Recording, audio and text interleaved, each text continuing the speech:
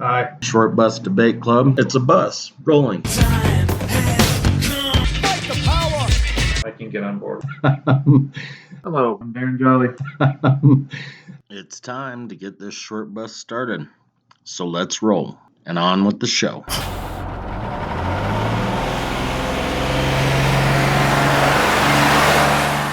Hello, everyone. This is Brian Courtney, and I am with Short Bus Debate Club. So is Darren Jolly, who's sitting over here. Indeed. So we are going to continue the tax talk, sort of, and we're going to do entertainment. Before we jump into that too much, I just want to clarify one thing. Like, I know siloized is not a word. Did somebody say something about that? No, nobody said anything. I said it initially because I was trying to use a word that demonstrated the fact that they keep all of these things separate and like to where it sounded like they built them separately on purpose, which I guess siloed does the same thing, but I think that you're Shakespeare. well, that's what I was going to say. As I know I'm not Shakespeare making up words. But there are words that, like, when I was doing all my undergraduate, when I did the undergrad, so transnational was a word that I used a ton, right? So I had to use words like transnationalization because it was a process. It was a process that I was talking about. So it would like become verbal at some point.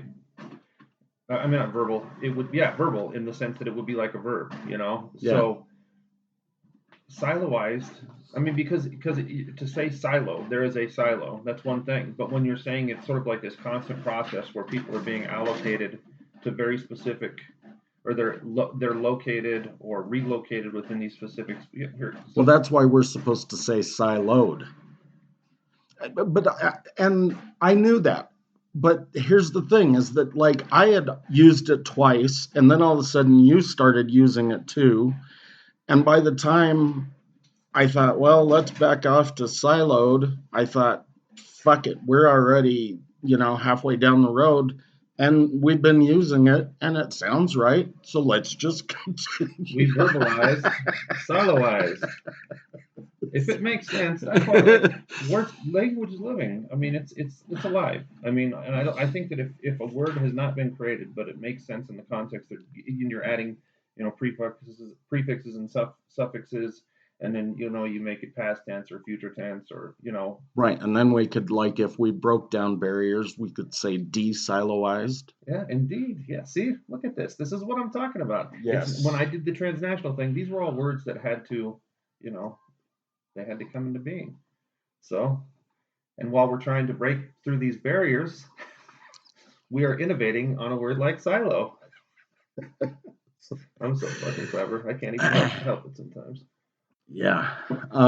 So I just didn't want to get a bunch of emails from the people that listened today or day before yesterday saying, that word isn't even really a word. If that's really something that somebody would send as an email or a message, a direct message to us, then they can fuck off. Well, I probably would do something like that. If it were me listening to it. Really? Maybe not. I don't know. You do, but no, it's the stupid stuff when it comes to language that you bitch about. Like if a person is, if you say I'm good, as opposed to saying I'm doing well, or something like that. You complain about people's, because you do get a little bit, pedantic when it comes to you know where I was going. Yeah, I mean, I don't know. I sent an email to the publisher of this dictionary, and I told them that they used the wrong word because they had a picture of a trebuchet and they had it next to catapult and they called it a catapult. Well, a trebuchet is not a catapult. So I fucking wrote a letter to the dictionary telling them, It's good to know that when you're trying to transform the world into a world that would really be just and that you pick the battles that are really meaningful.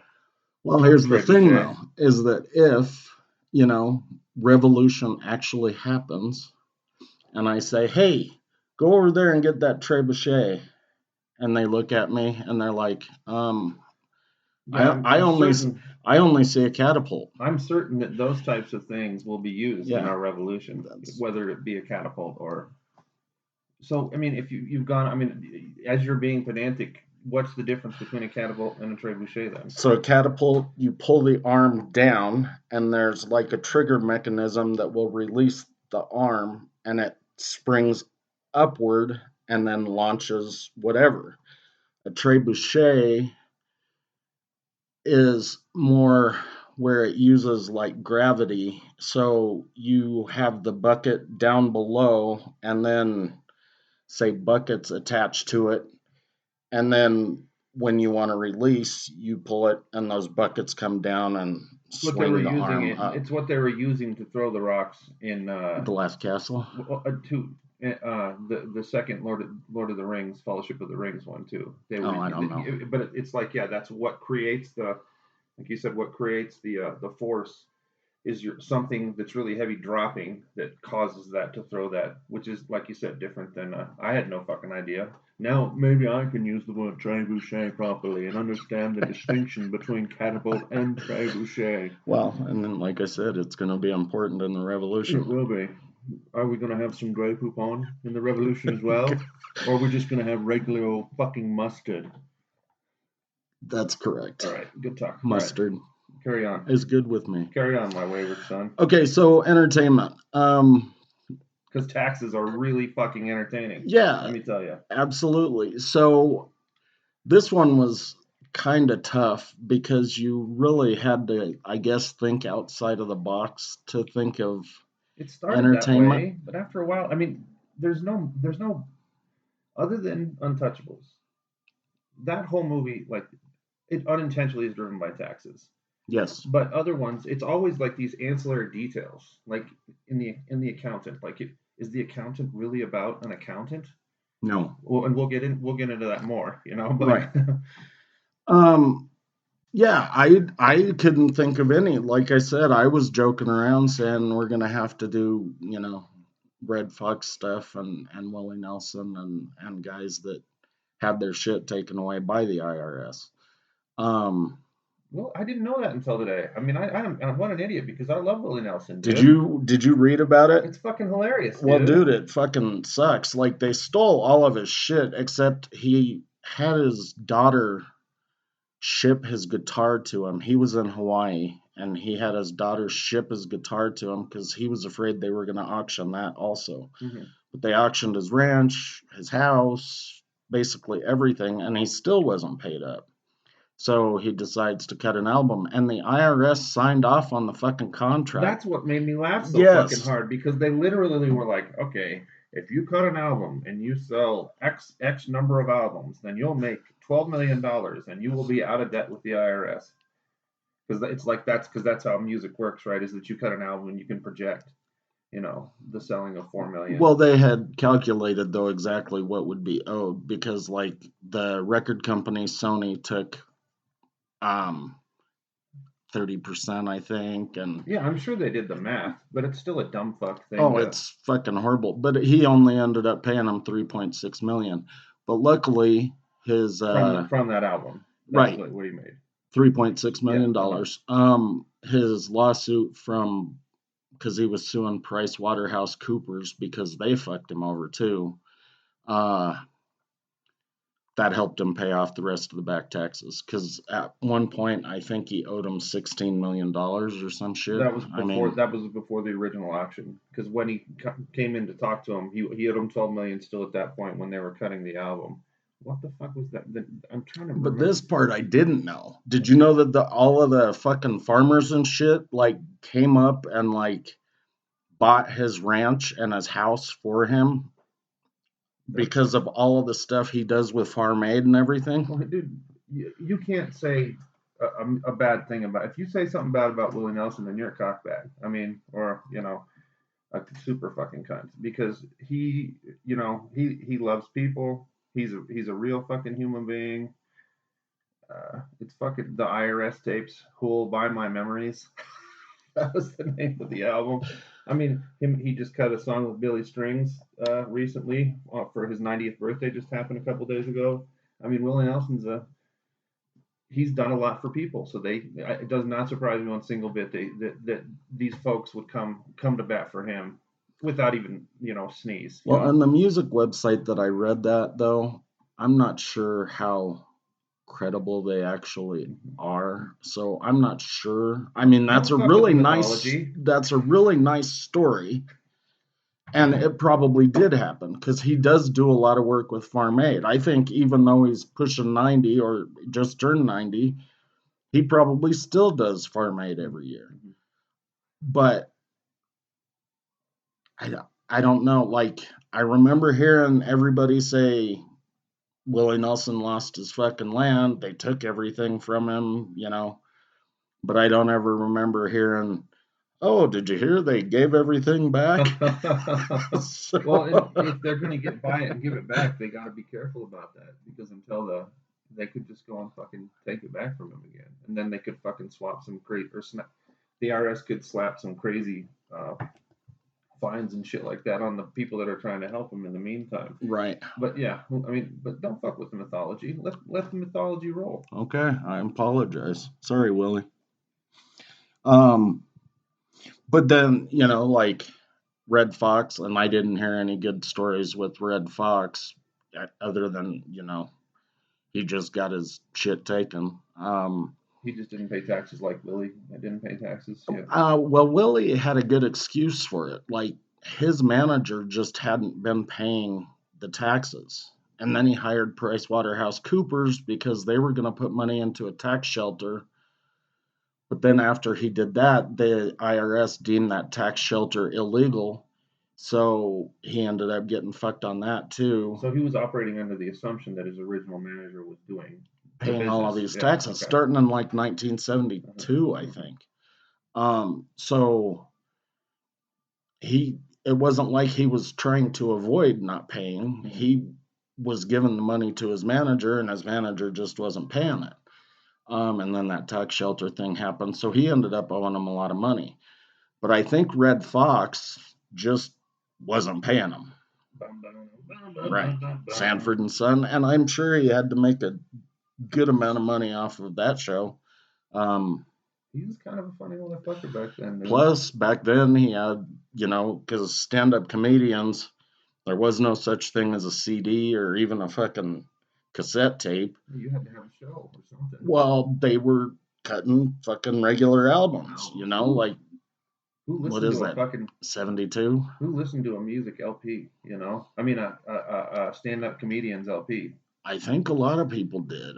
I don't see him at like when I go to like Goodwill and like see all the shit I never seen a Red Fox one. I think that I've seen a Richard Pryor one, maybe. You remember that kid we went to high school with?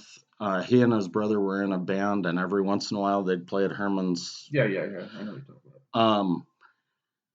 He and his family had shitloads of albums, music, his dad everything. Was cool. And his dad, he had all kinds of fucking albums. Like one of them, one of the stand-up comedians he had, I had no idea the guy was even a stand-up comedian. You remember there was this dude called the Cajun Chef? Yeah.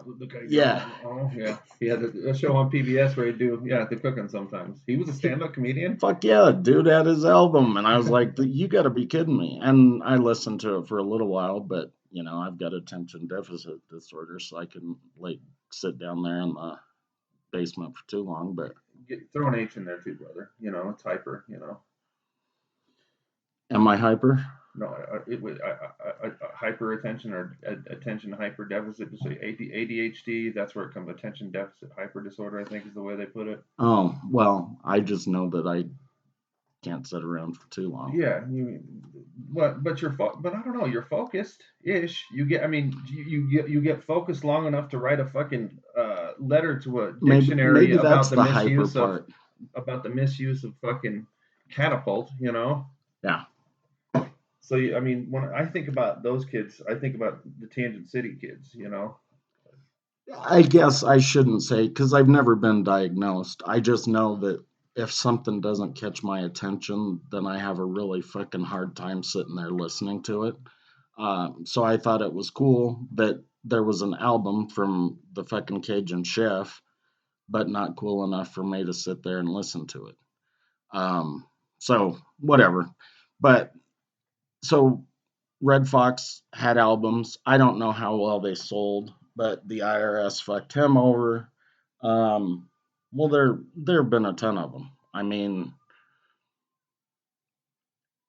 besides Willie and Red Fox, I mean, people that our listeners have probably heard of. Wesley Snipes was one of them. Of course, I don't think he lost everything.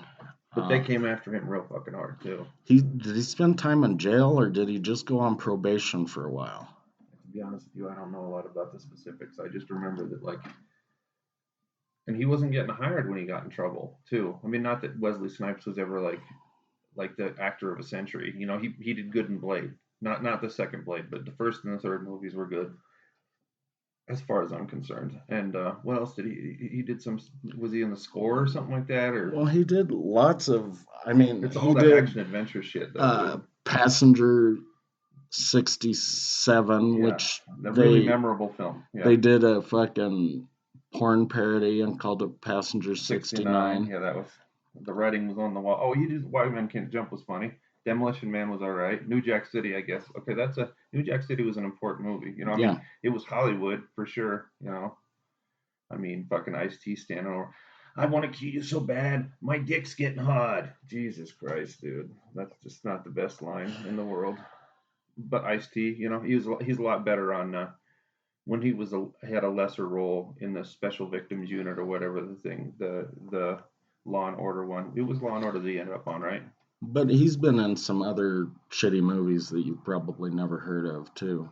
I'm sure you're right about that because as I look right here, yeah, Tank Girl, Johnny Mnemonic, yeah, he was in Special Victims Unit for a long time, but all the other movies are like, yeah, shit that I have no fucking idea. But you sort of went sideways with that one. Now you're talking about Ice-T's movies, and we were talking about Wesley Snipes. Well, because I was giving shit to him. No, I gotcha. When he was standing over, but again, I had to give Wesley Snipes. Ice-T is worse than Wesley Snipes. Oh, okay.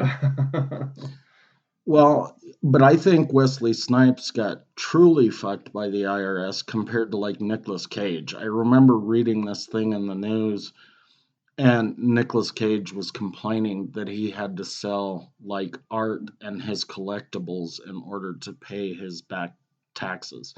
Now, art and his collectibles. Right. If you're so fucking rich that that's your concern with paying the IRS, then I don't really feel bad for you. Well, he was he was in, what's his name? He was born into this anyway. He was because he's Francis Ford Coppola's nephew. And actually in Fast Break at Ridgemont High, right? Yeah. He's in the credits as Nicholas Coppola. He's not as Nicolas Cage on the credits. But whatever. So obviously there are actors that have gotten fucked over, and that you've probably heard of. I know of at least a couple of people that the IRS has fucked over. So Wesley Snipes, at the very end of this, he made excuses suggesting that the IRS was an illegitimate government agency, and where it ends up at is the excuses weren't enough to dodge a conviction on the charge of not filing a tax return, and Snipes received a 3-year prison sentence for his malfeasance. I thought he went to prison for a while. No. What? Because he was telling him, he was saying "fuck you," I always wonder, so when Mike Tyson went to prison, I'm pretty sure that Mike Tyson could get away with a lot of shit. He's a big dude, knows how to box. Plus, a lot of those people within prison probably look up to Tyson on some level. Wesley Snipes, though, I don't know if he's got the same street cred as Tyson or the same ability to defend I himself. think that probably somebody inside would just walk up to him and laugh. That somebody that had seen like Blade 1 or Blade 3, and be like, "Motherfucker, I know you can't fight like this, and I'm gonna kick your ass one time to just Right. demonstrate that you don't know how to do any of that shit." Like Somebody. Mike Tyson really punched people. Yeah. Every time I think about Mike Tyson, I always think about that consent joke. That's a really bad joke. I always think of the telephone joke. Fee, fi, fo, fo, fee. Consent on my hands. Consent on my mouth. Not good. Not good. So top 10 tax dodgers according to this Time article: Lauryn Hill, Al Capone, Wesley Snipes, Pete Rose, Willie Nelson, Richard Hatch, Leona Helmsley, O.J. Simpson, Dionne Warwick. That fucking song is like one of the worst songs in the history of the world. Sinbad, and Walter Anderson. So Leona Helmsley doesn't have shit to do with entertainment. She was just a slumlord. Oh, okay. Yeah, Pete Rose, there was another, Darryl Strawberry was another baseball guy that was a huge tax dodger too. But one of them on there. Walter Anderson is not he was a telecommunications mogul. But a lot of those guys are, a lot of them. Well, there's a few of them at least. Pete Rose isn't. It's still entertainment. Betting on sports, Well, and he probably did it for different reasons than Darryl Strawberry did. Darryl Strawberry did it probably to pay for crack, and Pete Rose did it to pay for gambling. Either way, they're paying for a vice. But that isn't fucking a joke, dude. That was like serious. Strawberry, as good as he was, like when I had his rookie card, my uncle told me this is going to be worth so much money because at the time, he was amazing. And then all of a sudden, I think the Mets cut him. And next thing you know, there's stories about him fucking, I think, mugging people and just full on crackhead. So he goes from like this all-star to nothing. It was kind of disappointing. Yeah, he did not play. He played from. Oh, he came back into the league because he was involved from 83 to 99. I don't think he was playing all that time though, and I'm sure when the Mets got rid of him, it was c'est la vie. And it doesn't look like he got any more awards. The 80s were really good for him. Oh, that's right. He came back in with the Yankees and was like he came off the bench hitting home runs for him and stuff. That was that really good Yankees team when Scott Brocious and all those guys. Okay, we're going off the rails again. Yes, indeed. Okay, so let's talk, I don't know, books, movies. I've got this book that I really wanted to talk about that has to do with taxes, and it's called Tax Code 2023. Really? I was reaching for a razor, and I was going to run into the bathroom and start the hot water running. No, but I kind of thought maybe I would pretend like I was reading something and do like the fucking Ben Stiller's voice from Ferris Bueller. That's not. No, not Ben Stiller. That's Ben Stein, I think. It is Ben Stein. Yeah. I don't know why I said but Ben that Stein. Would be a good tax code reading voice. Yeah. Put you straight to sleep. That lady's like laying on the table. Something DOO economics. Voodoo economics. Voodoo economics. So the Untouchables. That's a good place to start. You like the Untouchables? I really liked it when I was a teenager. But I got to a point where I quit watching it, and it's after they kill Sean Connery. I just couldn't watch it anymore. Because it's hokey at the end. Because when he throws him off the roof and he's falling down through the. I think that out of all of those characters, and I don't know if his character was based on real life or not. Obviously, Elliot Ness was, Al Capone was, but there was just something like the way that he spoke, and there was something about his character that I liked, and when he was done, then it was just Kevin Costner playing Elliot Ness, and it just Yeah, you don't even see Pedro Giuseppe barely after that. right. It just wasn't as good. AKA Andy Stone. But it was a great movie from the perspective of having to find a movie that has to do with taxes. Brian De Palma directed it. It's a very Brian De Palma film. Like just the way the graininess of it reminds me of Scarface on a lot of levels. When De Niro beats that fucker with the baseball bat, that's De Palma. That's the scene that I always remember as a kid. When he fucking teamwork. Whack. And then he's just lying there, and the blood's just spreading out on the white tablecloth. Yeah, I mean, yes, Brian De Palma all the way. Not quite the bathroom with the chainsaw, not quite that, but definitely in your face enough to speak the Brian De Palma language. Andy Stone, when he's at the bottom, they kicks the kid. They're trying to get the Stone Garcia. Stone is Garcia. He plays his character's name is Andy Stone, but he had changed his name from Pedro Giuseppe because he didn't want to be associated with the Italians because of the mob in Chicago. Right? He's a great shot, but like very Hollywood that scene. I mean, Elliot Ness, Kevin Costner is running down trying to catch the kid. Fucking bullets are flying through the kid's carriage, just like above him, and the kid's smiling the whole time. I mean, there's a degree of hokiness in that, but they catch it, and you got him, yeah, I got him, 1, 2, and then he's got a hole in the back of his head. You said the Italian thing, like he didn't want to be associated with Italians, and it reminded me that during that time frame, the United States, if you weren't a WASP, they were probably against you. Yeah. And the Italians were a huge part of that population. So, and, Sean Connery says, leave it to a WAP to bring a knife to a gunfight.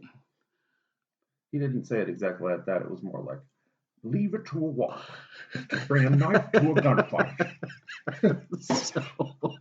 So he says that, and that kind of talks about just the overall way we looked at Italians. And when I say we, I don't mean Darren and me, because we weren't born then. There were ghetto communities. Certain people lived in certain areas. Yeah. There were huge prejudices. Yeah, back and forth across them. Yeah, you're right. Well, and when I told you, because I finally read that entire Small Downs book, they talked about some of the prejudice that happened to them. But then there were also, they talked about the vigilante crew that went down to the new Arapahoe County Jail and fucking hung all of those Italians because they thought that they had done something wrong. What was that? What I don't know this. I should have said hanged. Well, they were well hung, They went down to the new Arapahoe County Jail, and it's obviously not where it is now, out by Dove Valley. If I had to guess, I would say it was the one that was on Littleton Boulevard, right there. Where it splits into Main Street and all that stuff, yeah. But I don't know for sure, because when I went to elementary school, that's where the Arapahoe County Jail still was. And there was this big-ass oak tree that had grown up over the fence, and like every day in school, the alarm would go off because at least one person had broken out of jail. Really? Yeah, all the time. They needed to so I don't know if that's where it was for sure or not, or it could have been sited at that location and they had just changed some of the security features, like the tree, whatever. But yeah, so something happened. I think somebody got killed and they blamed it on an Italian, and that Italian went to jail. Well, there was a lot of death going on. I probably need to read the book again because I can't remember exactly what happened that triggered this vigilante force, but it was a lot of people that went down to Arapahoe County to get these Italians out of jail. But the only reason I mentioned it was because that was the The way. mentality. Yeah, I mean, it was like the Chinese in the 1800s and The Irish. the Irish in the early Yeah. 1900s, and then 2 decades later the Italians. Well, even the Irish in the 1840s, because there was so when the potato famine happened, I mean, and there's that San Patricio Corps stuff where uh, all the Irish that went and joined the military because they didn't have a lot of opportunities otherwise during the Mexican American War, the Mexicans very intelligently leafleted the area where U.S. soldiers were at and told Irish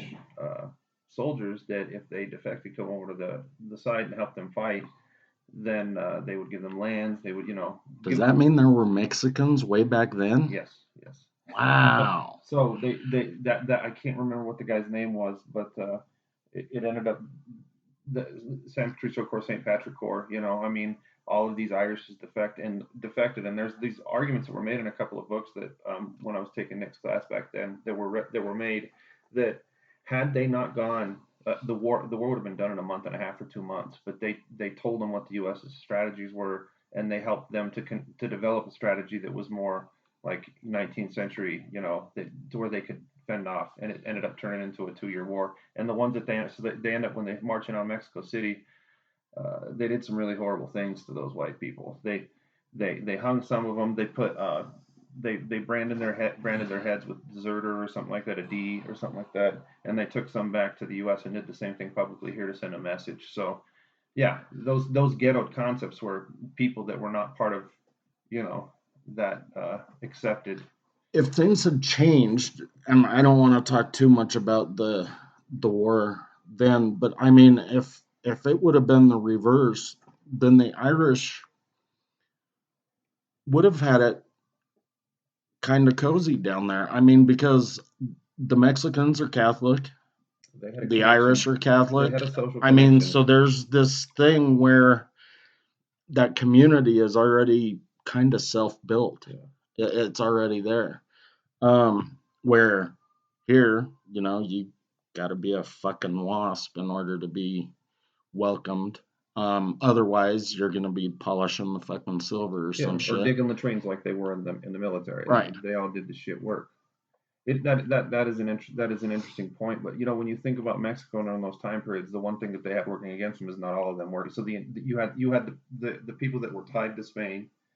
So Catholicism comes from there, but you still had all these indigenous populations, like the Zapatistas down in Chiapas, and there were like 56 languages that were spoken in Mexico during that time period because there's so many different indigenous people that are living there. Really? Yeah, it's crazy. Like you look into it deep, there's a lot more going on with their. So it's not like it was a cohesive unit. I mean, I guess that's the point. Had it been a cohesive unit, they would have been a better fighting group, but it didn't play out like that. So, having said that, so what I mean, some of the other tax movies, which we came up with.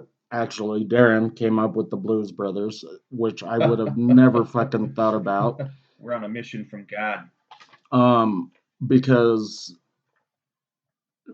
it had to have been state because they were talking about property taxes on the orphanage, right? Yeah, their orphanage was called. I know this is really, really, really important, but because I figured I better figure it out. Helen of the Blessed Shroud Orphanage. That's where Jake and Elwood grew up at, and they went to go see after Jake gets out of jail. They go see the penguin. Yeah, and she smacks him around a couple of times with her fucking telescoping. It wouldn't have been called a baton back then. Well, I guess it is a baton, but she starts with the ruler and then she moves on to the harder stuff. Yeah. So the Blues Brothers, I love that movie, and the movie, again, small part that has to do with taxes. Most of it is, white supremacists chasing Jake and Elwood around. Carrie Fisher is chasing Jake and Elwood around. Jake specifically because he left her at the altar. So Or didn't show up when she was standing there at the altar. Cowboy Bob or the hillbillies are chasing Jake and Elwood around, or all of the Blues Brothers at that point. Those are the main groups that are chasing them, right? Illinois police. Oh yeah, the cops. Yeah, both Chicago Police Department and Illinois Police, I assume. You don't really know. It just is like one of those movies where it just says police on the side of it, so I don't think they're really trying to spend much time thinking about jurisdiction. But that's not one of those movies that you want to watch for the acting necessarily, or even the storyline. Yeah. But the music is, well, it's awesome. It's blues. Yeah, you got John Lee Hooker, Aretha Franklin, James Brown, Ray Charles, Shaka Khan does a solo vocal part in it. Really? Yeah, I can't remember that part. There's a ton of shit. It's in the, I think if I remember correctly when I was reading about it, because I didn't know until I went back and reread it. I didn't recognize who it was, but it was during when they're at the church, I think. Yeah, when they're at the church, and there's the other. Well, it had to be either the church or the fucking restaurant where. I mean, it had to be one of them. About what you're trying to do to me. Yeah, I know. And that Blues Brothers 2000. They had a lot of motherfuckers on that, dude. A ton. Yeah. And again, it wasn't the storyline, it was the music. But we don't need to talk about Blues Brothers 2000 because we were just talking about the first one. And obviously, they couldn't do a sequel, really, because John Belushi had died. In 82, I think. Yeah. I think everybody really kind of criticized Dan Aykroyd for even trying to make a sequel because he pulled in. John Goodman was in it. Yeah, John Goodman was the one he pulled in, and then they had some little kid with him. But one of their kids. Yeah. Well, it wasn't a kid; it was another kid from the orphanage. Was it really? Yeah. But I mean,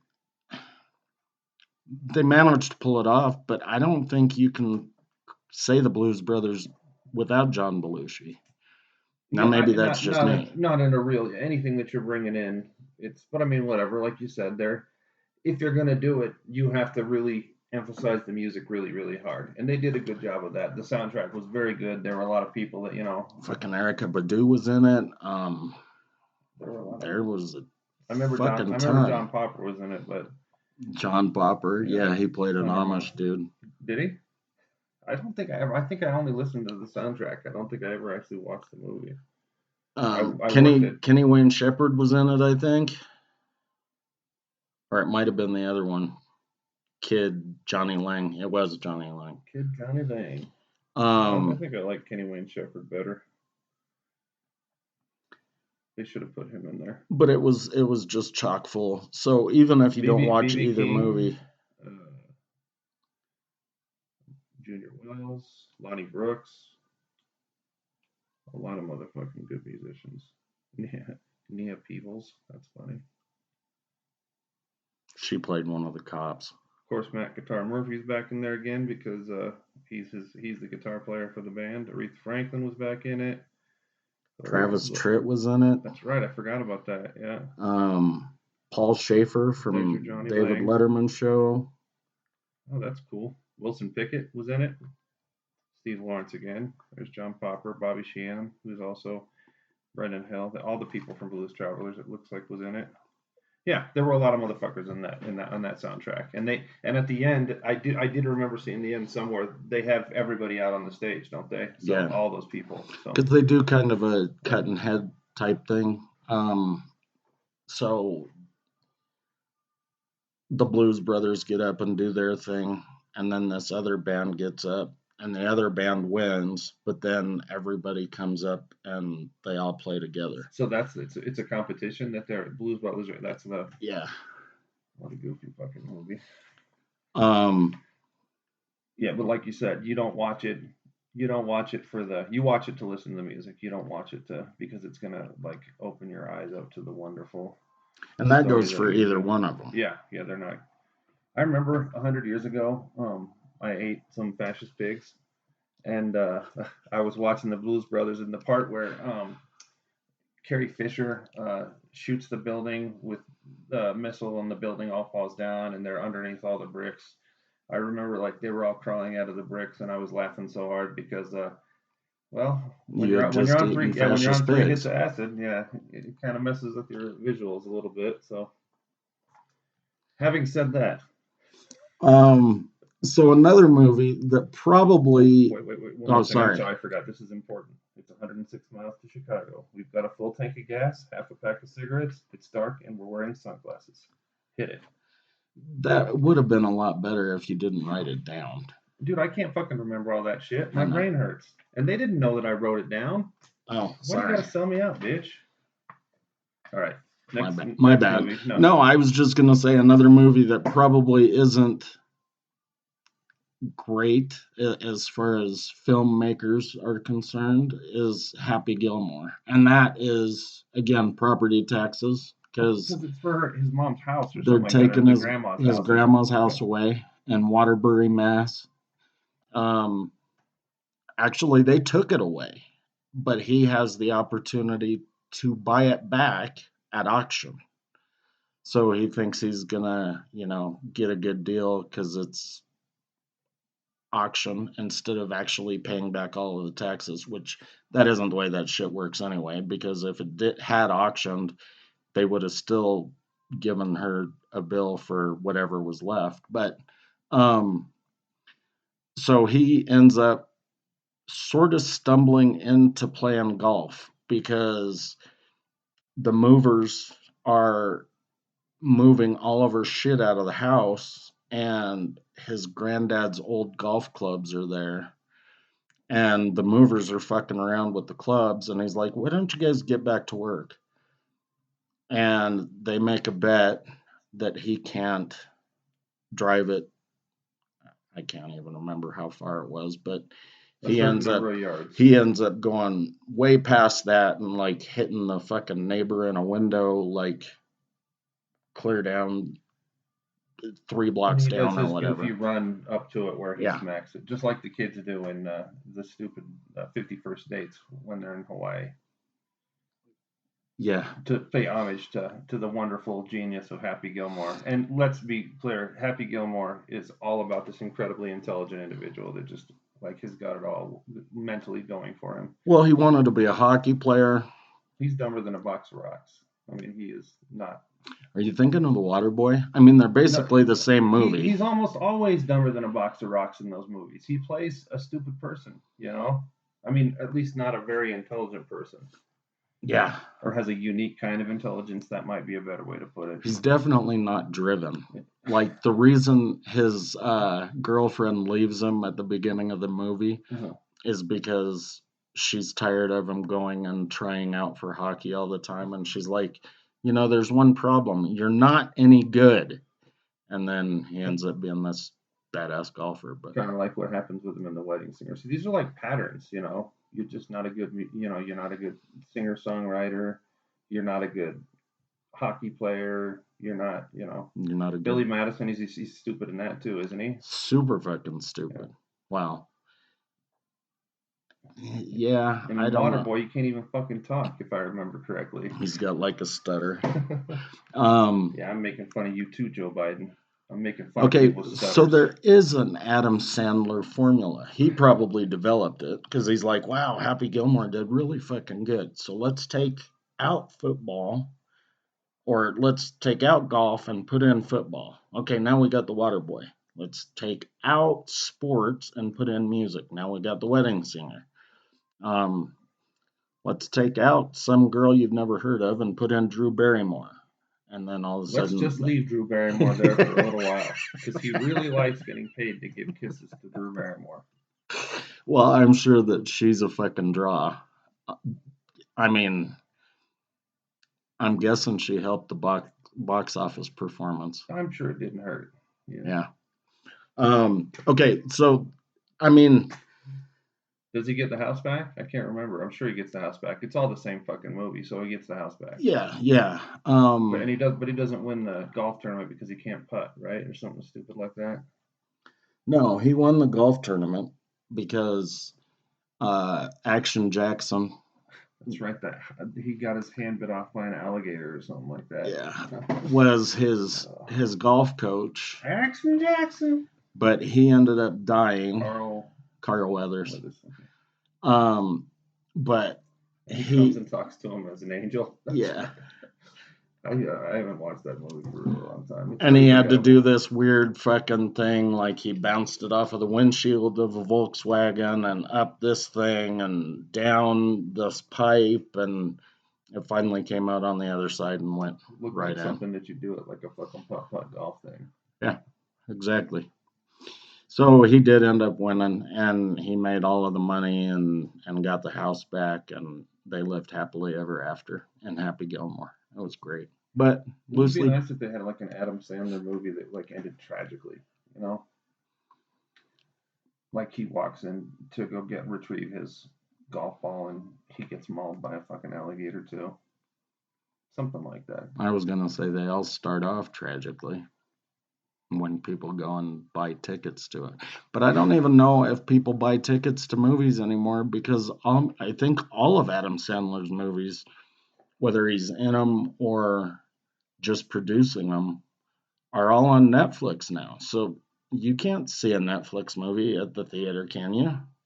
I know that Okja one was at some fucking, I think it's about a hippo or some big fat ass animal. And that was one of his. No, that's a Netflix movie. Okay. I think that was at the theater. That's the Korean. I know what you're talking about. Yeah. But you can't go see Netflix movies for the most part, can you? I don't know what their pattern is, but the Gems one that he did, the more serious one, I think that went straight to Netflix. I think you're probably right on that. No, it's a lot like stand-up comedy, dude. You know how Chappelle and all of these other guys are doing Netflix specials? It's because Netflix is, I mean, anything with the little N up in the corner when you're on Netflix is a Netflix show or movie, whatever. Original? Yeah, and so those Netflix originals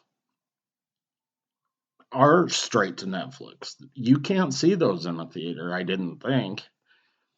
The theater is pretty much dominated by, Fox and Sony and those guys. I don't think you can see an Amazon Prime original at the theater either. Uncut Gems was the movie I was talking about. I'm trying to see if there was actually a box office, because what I remember is what I think you're saying. Budget 19 million. No, it's got a box office. I don't remember, because it seemed like it was right in, like it was on Netflix like immediately. Whatever. We'll have to look deeper into that one and figure it out later. You're probably right. So. Yeah, I don't even know what box office means anymore. Yeah, because it's fucking expensive to go see movies too, dude. Well, there's that, but I mean, seriously, like, we used to call them straight to video, and even if they were straight to video, there was still a box office number showing some kind of sales. So maybe, however Netflix calculates their shit, they give them X amount of royalties for X amount, Y amount of watches or something like that. Yeah, and they divide it, and that's the box office. I don't know how it works. Okay, so what was another one that you came up with for taxes? I know you were watching Shawshank, and I guess with the money laundering and shit like that, you could kind of say. Well, the initial moment where, so remember when they're standing on the top of that? It's so they pay to go and do they're fixing the top of that roof with tar, right? The initial moment where. He says the IRS allows for a one-time. Oh yeah, $35,000. Yeah, $35. Lawyers, a bunch of ball washing bastards. Yeah. So he tells that to Hadley, and Hadley clearly went and told the warden, "This guy's got some skills. We might be able to get some scratch out of him." So they start with the fucking. They send the guy down, and he helps him to set up the trust. But after that, he does all their taxes. The first year he does half the taxes for the people of Shawshank. Second year he does all the taxes. The third year, they say that they set up all the intramural sporting events from other prisons' guards. So like the prison guards from over at this prison would come and play softball against them. They'd bring their fucking tax forms. And I'm sure like Hadley, if it costs just $17 to go see an accountant, you pay $3 and this guy will do it for you. And Hadley's pocketing it all. Hadley and the warden, what the fuck is the warden's name? I can't remember his name. But either way, the warden are Making all the money taking all out the of scratch out of it. Yeah, Warden Norton. But and then it turns into the extortion thing where, I mean, and it's interesting because some of the stuff that we talked about with regards to prisons and like free labor, I mean, this is Andy goes in 1947, and they've all been in there for forever, Brooks and Red and all them. But this pattern of extracting value from them at a hyper cheap price is something that they had institutionalized. It looks, I mean, I assume a long time ago, and this is taking place in Maine. And I definitely have perfect faith in the ability of those Northerners to see a fucking financial angle and shoot it as hard as it could possibly be during that time period. So yeah, then he comes in, he invents the social security numbers. They get the social security numbers, the IDs, and all that kind of stuff, which of course plays out really good for Andy at the end because then he can go take all the checks and cash them and whatnot, and send all the information to the whatever the local newspaper where they blow the fucking Yeah, would you mind dropping this in your mail? Yeah. In your outgoing mail? So, I mean, it definitely has a ton of different tax concepts that play into it. So, I kind of had forgotten about the doing the guards taxes thing, but yeah. See, I never would have thought of that as a fucking tax movie either. well, I mean, But that was a larger part of it than the Waterboy or Blues Brothers, either one. yeah, it's literally just the thing that sets what was it in Waterboy? The same kind of thing? No, the property. Not Waterboy. I always Happy Gilmore. Okay, Yeah. okay. Yeah, it's just the plot mover. It like sets everything in motion, Whereas and it does that for Andy too, but because he's a banker, they just use the fact that he's a banker and basically suggest that he's an accountant and knows all these things about financial trends. It's a wonderful film too. I know I said that the last time we talked about it when we talked about prisons, but it really is probably in my top 5 for sure. Yeah, I like that movie. I've watched it so many times that I've kind of had to lay off. Like the last few times where it's been on HBO or on Netflix or whatever, like I see that it's there and I'm like, cool, it's there. And then I just like drive right by it. Like I don't stop and watch it just because I'm like, I don't know if I can fucking watch it again. Yeah. Maybe later. The only reason why I watched it today was because I knew I had to get those parts right. I wanted to get the 35,000 part right. I wanted to look at all the intramural stuff, how that ended up building into what it was you ended up using them for. Do you trust your wife? She wouldn't go behind your back and hamstring you? What are you saying, motherfucker? So then, and this one is also about laundering and hiding money. You were watching The Firm. Yeah. Well, and they're how he ends up down there. As a movie, like I think The Firm is horrible. Like it really is not a good movie. I mean, Wilford Brimley is the heavy hitter, for your law firm that's going to come and fucking kill you.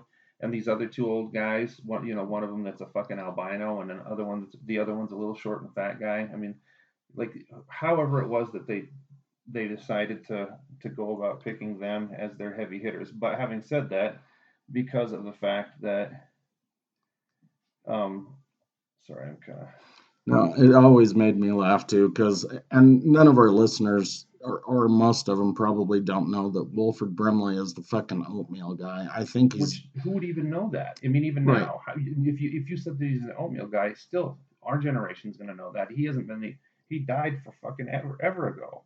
Well, his last job, I think, was doing like Liberty Mutual commercials or some shit, some fucking insurance company. He died in 2020. I didn't realize that. But yeah, John Grisham, like based on the movie The Firm, I didn't like I almost didn't watch A Time to Kill or The Chamber or because they were written by Grisham. Because yeah, The Firm sucked so fucking bad that I was like, I don't know. I watched the other one. Time to Kill was good, dude. Fuck yeah, it was great. You know why I chose you, Jake? Because you are the enemy. Dude, fucking Samuel L. Jackson just has some classic fucking scenes, dude. The Rainmaker was another I've good not one. ever watched The Rainmaker, dude. I mean, that was fucking Will Hunting when he was a little kid. Matt Matt Damon. Damon, yeah. Yeah, so it was directed by Sidney Pollack. Sidney Pollack was like in the you know who I know Sidney who he Pollack is. is. Yeah. I like him. Usually he's pretty thoughtful, but he did really shitty with this one. But the fact of the matter is that the Moralto crime family, this firm that he ends up getting hired by, washes the money and does the taxes for all the people that are tied to this mob family out of Chicago. And when he comes in, there's all these signs that should have been warning signs. His wife Janine Triplett, Abby McDeer, brings up all these points to him. What is it that they're the family? Nobody's been divorced in the firm. They're all white, WASP men. There was. Have you ever had a woman? Well, we had a woman once. I mean, there are all these warning signs that go up, but all like most people, all you can see is the dollar signs, and she, because dollar signs are nice, she Well, they follows set down him there. up with a fat ass pad too. They did, dude. Like, does he? I can't remember. Does he have the entire floor or just a corner of the floor You mean where he's at in the where he firm? lives in the movie, the firm? No, that you're crossing. He has a house in the firm. You're thinking of Devil's Advocate. Oh yeah, Yeah. That's how awesome I am that I can hear him say one thing and I know exactly what he's thinking about with regard, because that was that in New York. That was an awesome pad that they gave him yeah. to draw. I mean, it's the same concept. We're a super huge firm that can do whatever the fuck we want, and they actually talk about tax law a bunch in Devil's Advocate too. They don't go into any specifics because it's really about being the Antichrist. Yeah. So, but having said that, not the Shawshank or the firm, yeah. So he ends up, they want him to, the FBI contacts him. They want him to roll.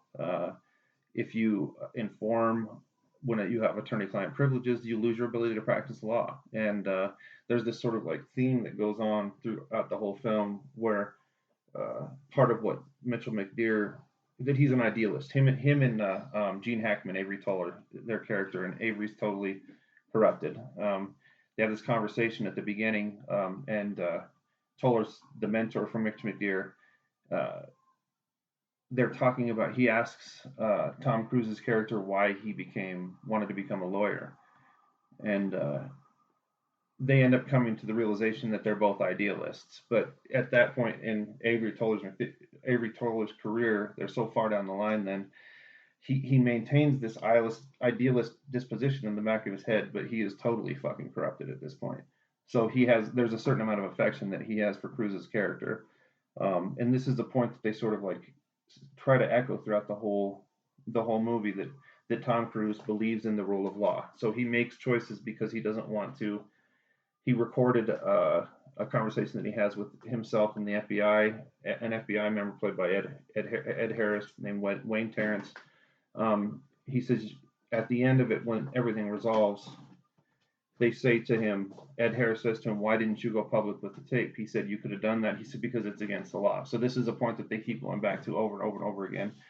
Um, they end up, he ends up fucking over the firm, but he doesn't do anything to the crime family, because for all intents and purposes, if he had done what they were asking him to do, he would have had to violate the law to go against the crime family, and that wasn't what he wanted.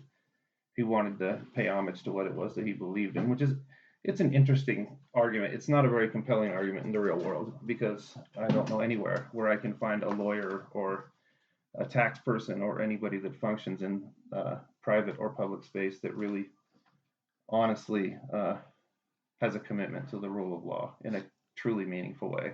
Was John Grisham a lawyer before he I, started writing I books? think he was a Because lot like, all of his books are about yeah, attorneys. I think he was a lot like the other guy that you don't like, the Hunt for October guy, the guy that wrote all the CIA Clancy. books. Yeah, Clancy. I think like Tom Clancy, and I don't know how he could have done, because it's all law stuff. I don't know how he could have done it otherwise. So what's his Grisham here?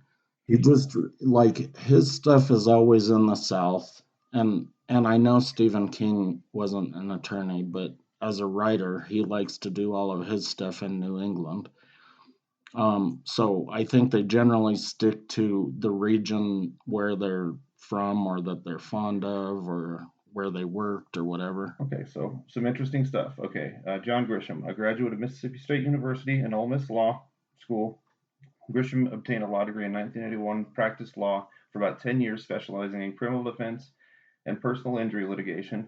He was elected to the Mississippi House of Representatives in 1983 and served until 1990. He gave his law practice to write full time. He began writing in 1984, first novel, Time to Kill, so on and so forth. So he hit the ground running when it came to writing. It's funny that was his first book, was A Time to Kill, because the first movie was The Firm. I thought. I think A Time to Kill came out first. I'm pretty sure we can figure that out real quick though. The Firm is 93.